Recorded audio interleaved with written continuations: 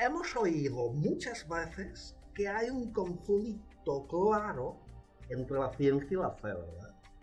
¿Cómo un científico puede creer en Dios en pleno siglo XXI? Bueno, en la historia ha habido científicos cristianos en todos los periodos. Ha habido científicos cristianos en la antigüedad, en la Edad Media, y si pensamos en épocas más modernas, pues podemos recordar personajes tan destacados como Copérnico en el siglo XVI o Kepler en el XVII. Tendríamos a Newton un poco más adelante en el siglo XVIII, y en el siglo XIX personajes tan importantes como Pasteur o Faraday. Incluso en época más reciente, en el siglo XX, un científico como Georges Lemaitre, que propuso la idea del Big Bang originalmente, y actualmente también personas como Francis Collins, que dirigió el genoma humano. Es algo que siempre ha habido, también ha habido personas escépticas, y lo que eso de alguna manera nos enseña es que el tema de Dios no es un tema científico, y es un tema que va más allá de esto. Lo que de alguna manera sí que habría que destacar es que la visión que se da muchas veces de que ciencia y cristianismo están en un conflicto permanente e inevitable durante siglos, pues es una imagen distorsionada de la historia, que muchas veces se construye utilizando ejemplos muy particulares, bastante sesgados, que no suelen hacer justicia a lo que ha sido la enorme complejidad de las relaciones entre ciencia y cristianismo.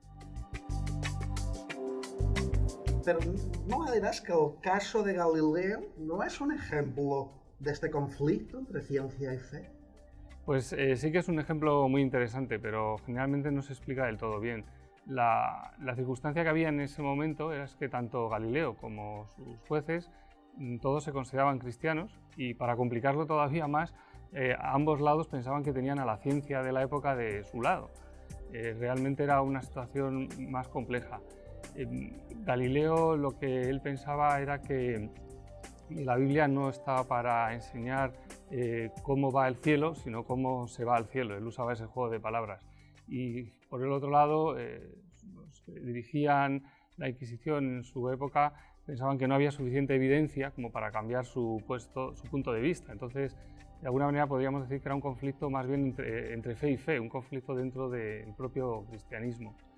Lo que ocurrió es que Galileo simplemente sabía que había esos problemas, que tampoco tenía una base tan sólida, y lo único que quería es que no se condenaran sus ideas, no pretendía que se le diera la razón oficialmente desde las autoridades eclesiásticas. El problema es que esas autoridades pues, finalmente acabaron condenando las ideas que Galileo defendía, y cuando unos años más tarde él escribió un libro para defender sus puntos de vista, pues se le juzgó y se le condenó, como se conoce, y eso fue un gran error. El propio Galileo, lo más interesante es que a lo largo de todo ese proceso él nunca perdió su fe cristiana, y de hecho, después de terminar todos esos juicios, él a un amigo le escribió una carta diciendo que consideraba que aquello era un error que sería muy dañino para el cristianismo, y él estaba preocupado por eso, y realmente así fue.